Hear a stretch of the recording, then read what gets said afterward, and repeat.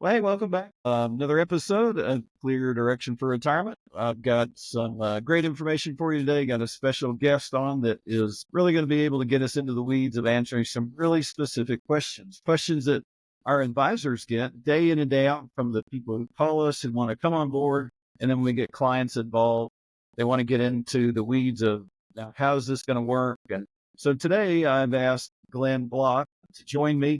Glenn is a CPA and the founder of Block Aldinger out in Pennsylvania. So, Glenn, are we ready to roll up our sleeves and kind of get granular with folks? We ready to go?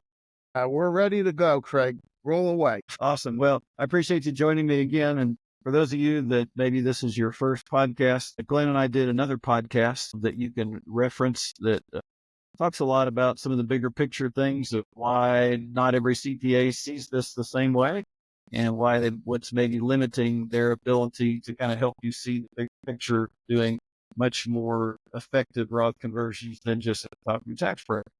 So you may check out that in the library, but today is really going to be kind of more of just real specific tax tips from Glenn.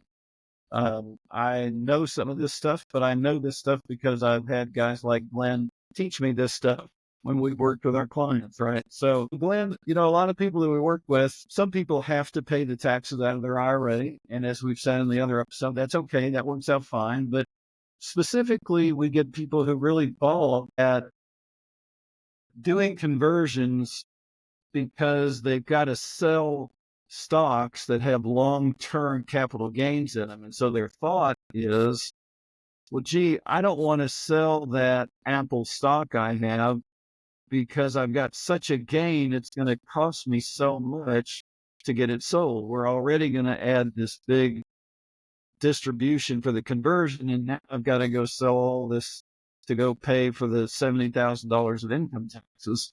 So they stop. What are your thoughts about that thought process and maybe help people to understand how the whole cap gains circuit situation works for people? Well, Craig, generally speaking, the type of client that would be looking to do this type of conversion generally has some sort of income already, be it passive income because they're already in the retirement stage, or they're actually still working and have earnings. So the fallacy is that having to sell those equity stocks or whatever positions that are going to create this capital gain come into play, they think that this is going to add to their tax bracket in terms of creating more of a problem to do a Roth IRA conversion in the year that they're looking at doing this. And one thing about the way United States taxes work is there's two separate buckets of income for purposes of this calculation. Capital gains are treated in their own bucket, and ordinary income, such as converting traditional IRAs into Roth IRAs or W-2 income or dividend and interest, would be in the second sort of bucket, and the two don't mix with each other as far as the way the brackets work. So what I'm saying is that for purposes of capital gains, most individuals may very well be in a 20% capital gain tax bracket at this point when they're selling those items, but that would not affect pushing them into a higher bracket as far as doing a Roth IRA conversion, because that would be treated as ordinary income. So one should not be discouraged by having to sell the capital gains that they're going to incur on an equity sale to pay for the tax on a conversion, because generally speaking, and I'm saying generally, there could be some small nuances where it might be impacted in other aspects of taxes, but insignificantly so, in the sense that doing that conversion or paying the capital gain tax is really not going to impact their tax bracket for purposes of Roth IRA conversion. And furthermore, if they're going to sell something that produces a capital gain, they should most definitely check with their investment advisor to see if there's any other equity positions that they have to be able to sell off to offset some of those capital gains, and possibly talk to their tax advisor to see if there's any capital loss carry forwards from the prior years that have been unused that could also go to offset the capital gain that they think they may have to pay. Yeah. If they do have, let's say they got $80,000 of carry loss, how much of that every year can they use? How much can they use to offset, say, an $80,000 tax bill?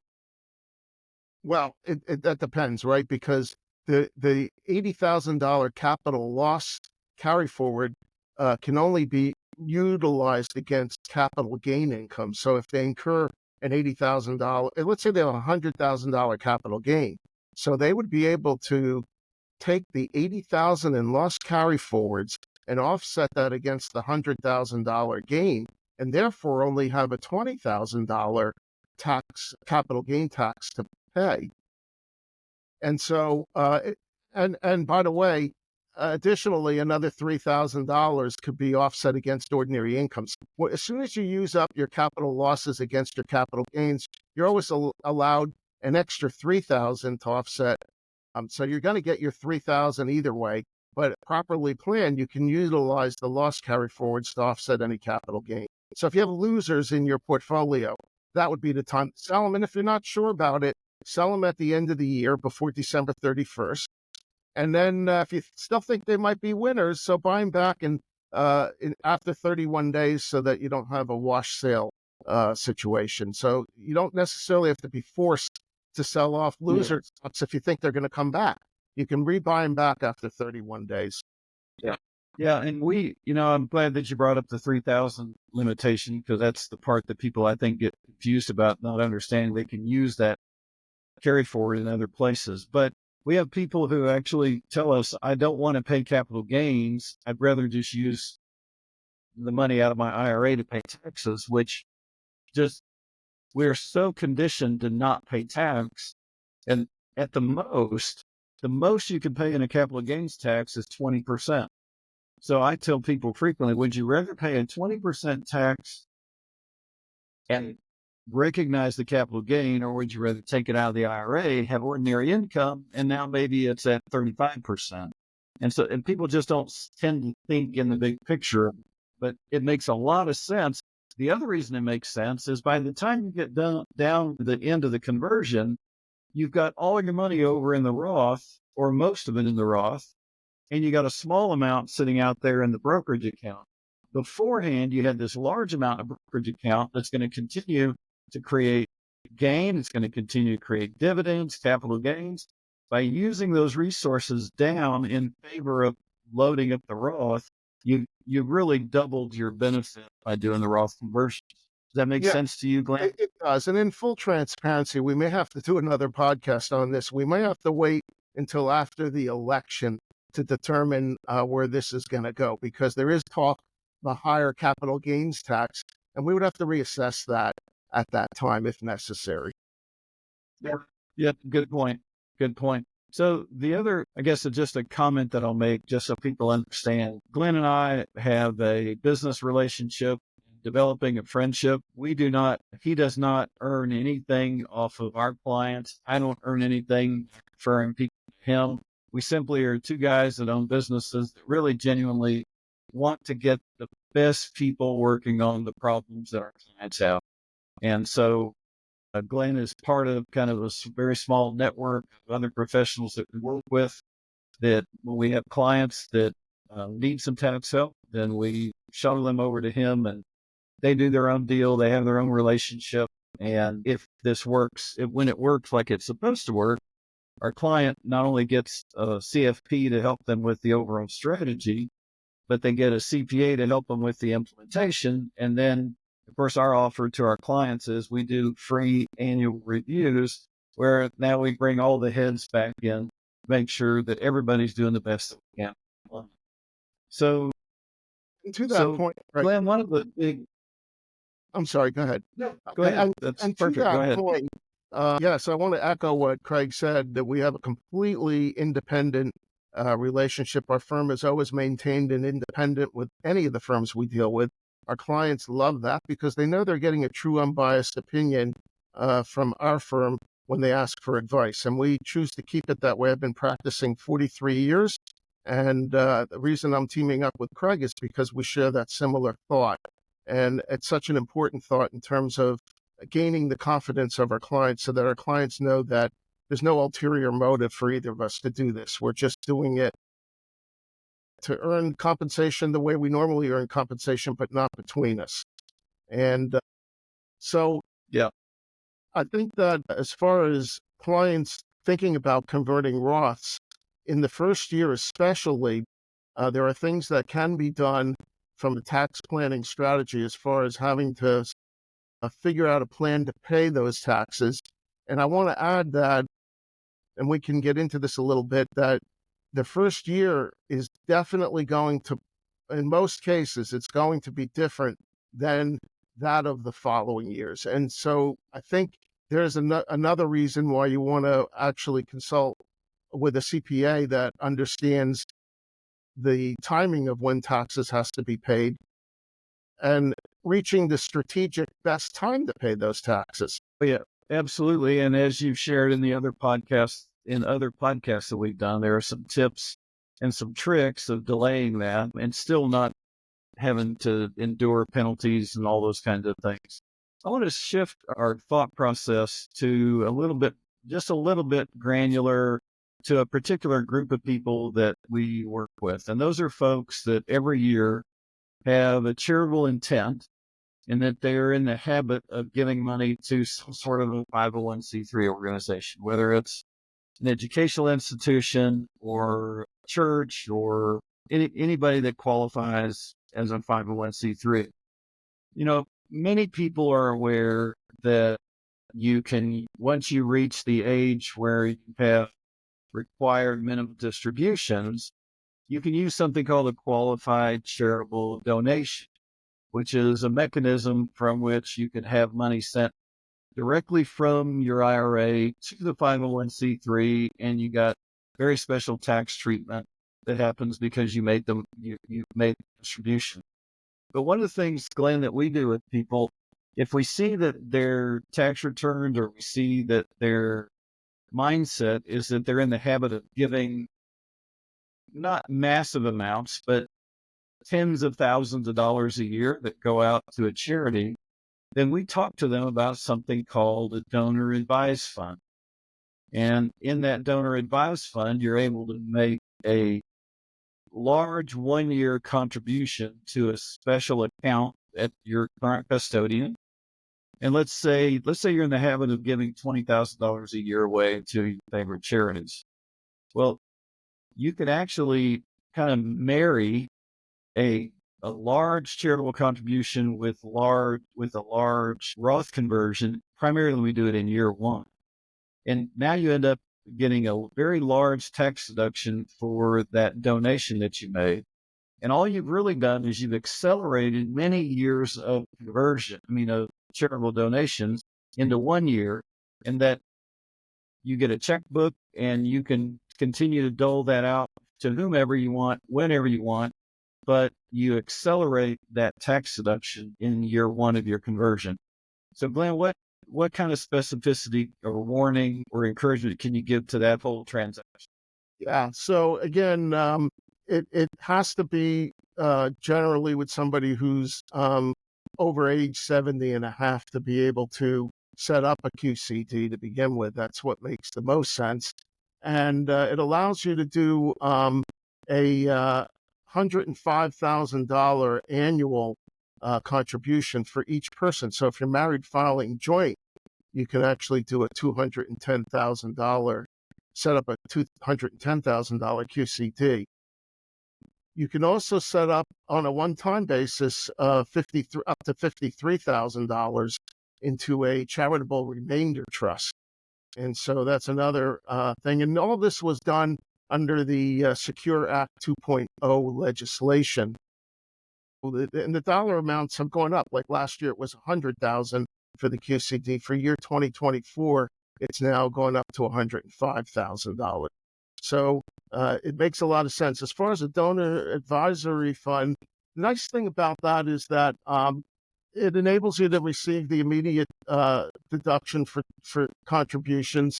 It gives you the ability as the donor to really choose who your favorite charities are and to have some control on that. And remember that the funds that you put in that account will grow tax-free.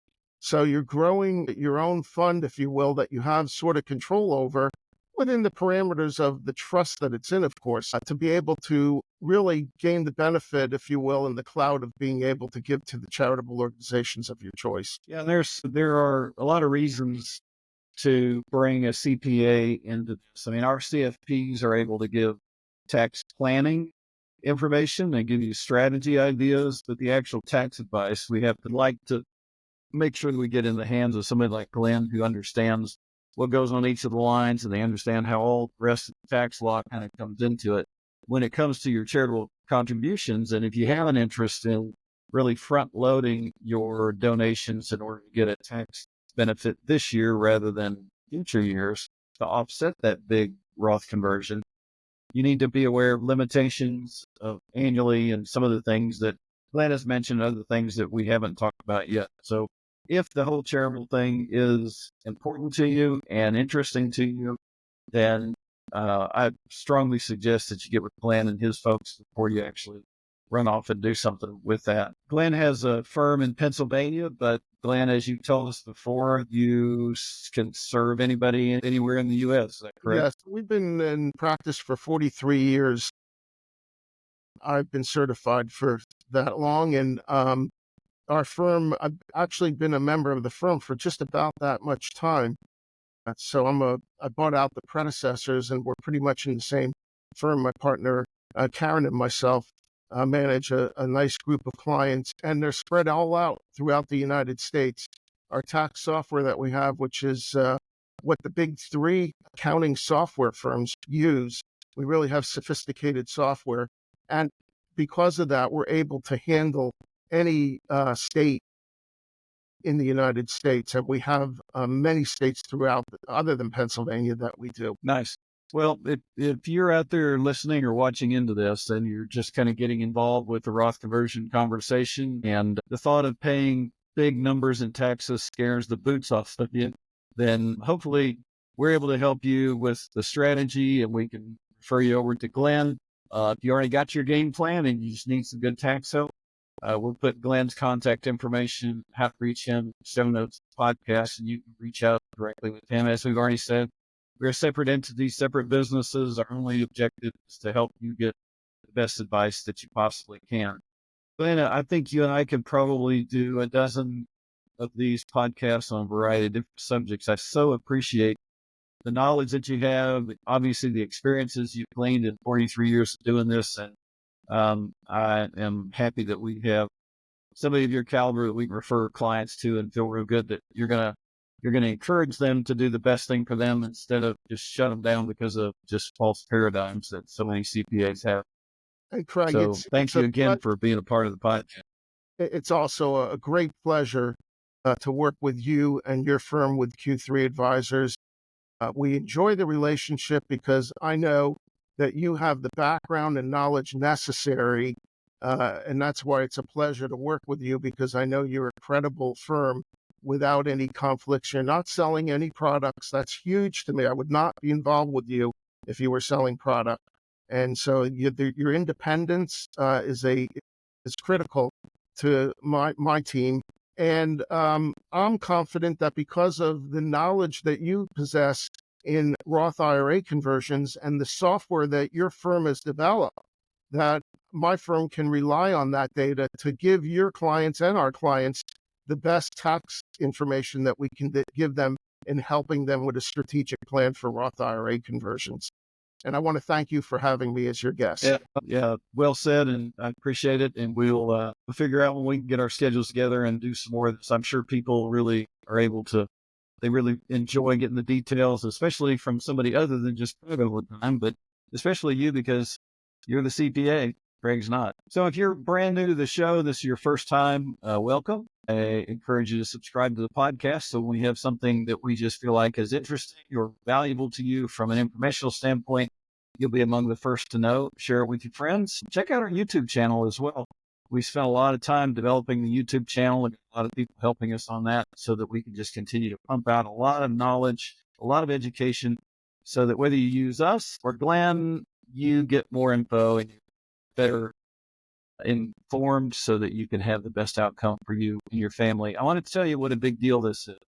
If you're an IRA millionaire and you're not currently doing huge distributions from your IRA for living expenses, this is such a big deal to you that there's literally millions of dollars of taxes that you're going to avoid by getting this right. Our average client is like you, and they're going to avoid $3.2 million of taxes on average, and they're going to save 80 to 100,000 or more in Medicare premiums over their lifetime. And you end up toward the end of your life with not only a whole lot less tax burden every year, but a much more simple financial life where you're not having to deal with all the dividends, the capital gain, things, and you're not subject to what happens next in the tax code, which would be a great subject for a podcast, Glenn, is the future of taxes. Maybe we'll know more in January, right? Hey, thank you guys for tuning in. God bless. Have a great rest of your day, and come see us again.